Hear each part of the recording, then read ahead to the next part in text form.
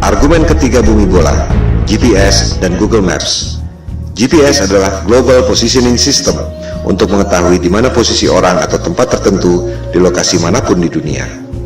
Disebutkan bahwa orang yang ada di ujung barat tak dapat mengirim sinyal wireless ke orang yang ada di ujung timur karena terkena lengkungan bumi. GPS pada mobile phone kita, juga pada aplikasi Uber, Gojek, dan lain-lain, menggunakan berbagai aplikasi yang sudah ada. Yang paling umum adalah Google Maps.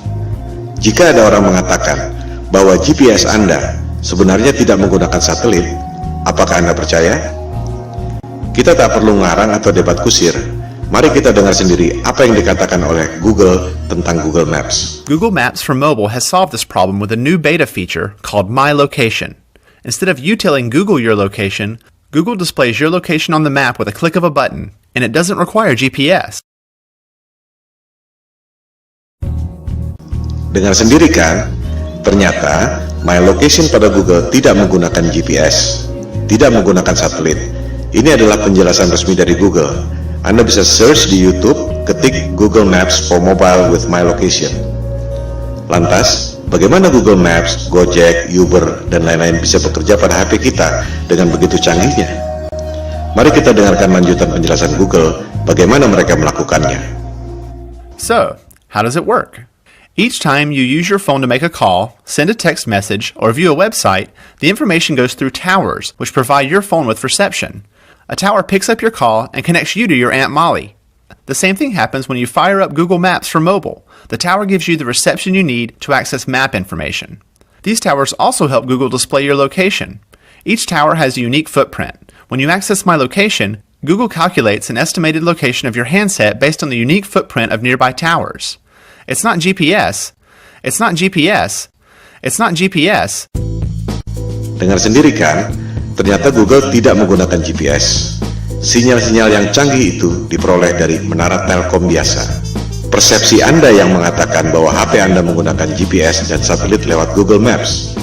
Google sendiri mengatakan tidak. Bagaimana dengan Google Maps yang secara sempurna dapat membuat peta dari udara, termasuk atap rumah kita bisa kelihatan? Bukankah itu menggunakan satelit? Ternyata Google Maps dibuat dengan menggunakan drone, bukan satelit. Silakan Anda riset dan temukan sendiri. Semua bukti-bukti ada di depan mata. Anda hanya tak memperhatikannya saja selama ini. Itu yang membuat kesadaran flat earth booming secara eksponensial sejak 2015. Pada bumi yang datar, satelit memang tidak diperlukan. Anda hanya perlu menara-menara Telkom. Hal ini akan kita bahas pada bab berikut, bagaimana USGS mengatur jarak penerbangan pesawat.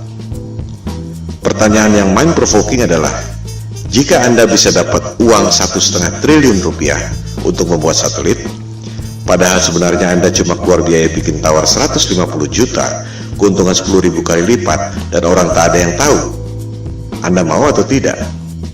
Keuntungan 10.000 kali lipat. Anda dagang dengan modal 1 juta, dapat hasil 10 miliar. Mau atau tidak? Saya tidak mengatakan Indosat atau PT Telkom menipu dengan satelit, sebab mereka tak bisa bikin satelit.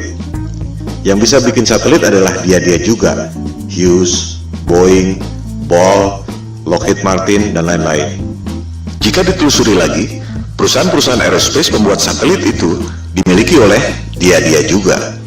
Kelompok 1% penduduk yang lebih kaya dari 99% penduduk dunia lainnya. Kelompok 1% ini sudah lebih dari 100 tahun memonopoli bisnis lewat kartel untuk mengontrol harga agar menjadi mahal. Berlian misalnya, harganya menjadi mahal akibat dimonopoli oleh kartel. Mereka membuat ilusi supply dan demand supaya harganya tinggi. Di sektor supply, sebenarnya sumber daya berlian tidak selangka itu. Silakan Anda cek bagaimana kartel De Beers bisa menguasai pertambangan berlian dan membuatnya seolah-olah itu barang langka. Di sektor demand, kartel membuat ilusi seolah-olah berlian adalah kebutuhan manusia. Seolah-olah perkawinan Anda tidak afdol jika cincin kawin Anda tak ada berliannya. Itu sebenarnya adalah propaganda marketing yang dimulai tahun 1940-an. Begitu pula dengan ilusi minyak adalah sumber daya fosil. Minyak adalah senyawa hidrogen, oksigen, dan karbon, disebut hidrokarbon, yang berasal dari perut bumi. Tak ada bukti bahwa minyak berasal dari fosil tumbuhan dan dinosaurus. Itu adalah ilusi yang diciptakan oleh Rockefeller agar harga minyak menjadi tinggi. Rockefeller mengundang saintis ke konferensi Jenewa tahun 1892 untuk memulai propaganda bahwa minyak berasal dari fosil dinosaurus dan tumbuhan. Padahal, fosil adalah benda padat dan hidrokarbon minyak adalah benda cair. Fosil yang berasal dari makhluk hidup tak pernah jauh dari permukaan bumi. Sementara, manusia mengebor minyak sampai kedalaman 10 km dan tak pernah ada bukti bahwa fosil ditemukan di kedalaman itu. Tak semua orang menyadari bahwa media-media massa besar di dunia dimiliki oleh 6 perusahaan saja. Si kelompok 1% itu mampu memonopoli informasi yang diterima oleh 99% penduduk dunia lainnya. Hal ini yang disebut sebagai propaganda, mind control. Jika kelompok super kaya yang 1% itu, atau disebut elit global, mampu mencuci otak Anda lewat pendidikan, media massa, dan film-film, ilusi marketing yang membuat harga berlian dan harga minyak menjadi tinggi, apakah mereka tak mampu membuat ilusi tentang satelit? Kembali pada soal GPS. Tak semua orang menyadari bahwa GPS digunakan sejak tahun 1973 yang merupakan bagian dari teknologi militer. GPS berasal dari teknologi sebelumnya yaitu LORAN atau Long Range Navigation dan Decca Navigation yang digunakan sejak Perang Dunia Kedua. Of its equipment, which makes it very easy to operate and maintain once you understand a few fundamentals. To provide worldwide coverage, the Omega system will use 8 VLF transmitting stations. One in Norway, another in Trinidad, one in Hawaii, and another in north-central United States. Of the remaining, one is in the Indian Ocean, another in the southern part of South America, one in the Tasman Sea area, and finally, one in the Western Pacific. Apa yang membuat Anda berpikir bahwa dunia militer yang didesain buat perang membela negara tiba-tiba jadi malaikat yang menolong umat manusia di negara-negara lain dengan memberikan teknologi gratis? Disinilah jelinya the global elites yang sudah lebih dari 100 tahun memperoleh profit dengan cara menipu orang, scam, money laundering, transaksi fiktif, you name it. Demikian halnya dengan NASA. Apa yang membuat Anda berpikir bahwa NASA adalah badan eksplorasi yang bekerja untuk kepentingan dunia? Siapakah NASA? Coba kita lihat keterangan di webnya sendiri. Jelas ditulis di situ bahwa tujuan pembentukan NASA tahun 1958 adalah berkaitan dengan Perang Dingin, di mana Rusia berhasil meluncurkan Sputnik tahun 1957. Majalah Times menjelaskannya lebih gamblang. Judulnya, Alasan yang Menyedihkan Tapi Familiar tentang Pembentukan NASA. Disebutkan, tujuannya sangat membumi, yaitu office politics, bukan untuk kepentingan umat manusia di dunia. Budget NASA 2016 adalah 19,3 miliar dolar atau sekitar 256 triliun per tahun. Hasilnya, kebanyakan adalah propaganda CGI. Motivasinya, ada 256 triliun motivasi di situ. Bisnis adalah bisnis, di mana ada peluang, pasti banyak kepentingan. Bukan hanya pegawai-pegawainya, tapi juga kontraktor-kontraktor besarnya. Roket memang diluncurkan, tapi jika diperhatikan, arahnya tak pernah lurus ke atas, selalu melengkung dan akhirnya horizontal. Karena memang tak pernah lewat dari low Earth orbit, sekitar 500 km dari permukaan bumi. Seperti yang dikatakan Times tadi, tujuan pendirian NASA sangat membumi, yaitu office politics. Pertanyaannya, untuk politik dan kepentingan siapa?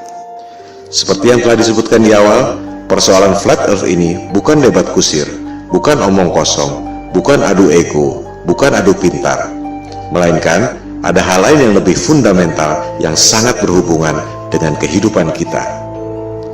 Pada pembahasan selanjutnya, di video-video berikutnya, kita akan membahas hal ini. Ilusi bumi berbentuk globe memang sengaja dibuat oleh para globalis atau biasa disebut elit global. Mereka lah yang membuat berbagai krisis, perang, termasuk menjauhkan manusia dengan ketuhanan lewat dogma-dogma sains modern dan ilusi bumi globe. Kita sebenarnya tak perlu bayar biaya telekomunikasi mahal-mahal, tak perlu bayar listrik mahal-mahal, tak perlu bayar bensin mahal-mahal. Teknologinya sudah ada dari tahun 1898, dibuat oleh manusia paling jenius yang pernah lahir di muka bumi, yaitu Nikola Tesla.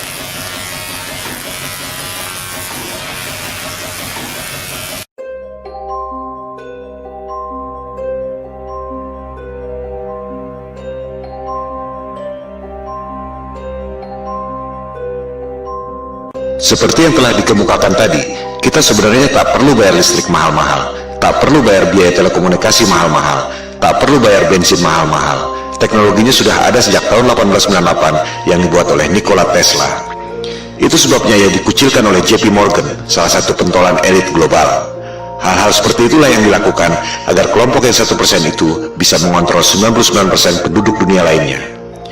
Berbagai manipulasi dan propaganda mind control dilakukan, seperti membuat ilusi supply dan demand, ilusi satelit, ilusi GPS, ilusi bumi berbentuk globe, ilusi bahwa mereka adalah kelompok adidaya yang sudah mampu melakukan eksplorasi ruang angkasa.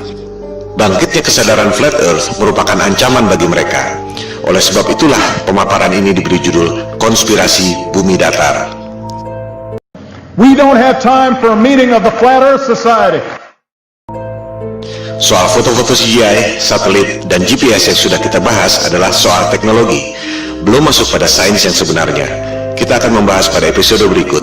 Sementara ini, kita tutup argumen GPS dan Google Maps dengan fakta bahwa Google Maps dan GPS tidak menggunakan satelit, melainkan menggunakan menara telkom biasa.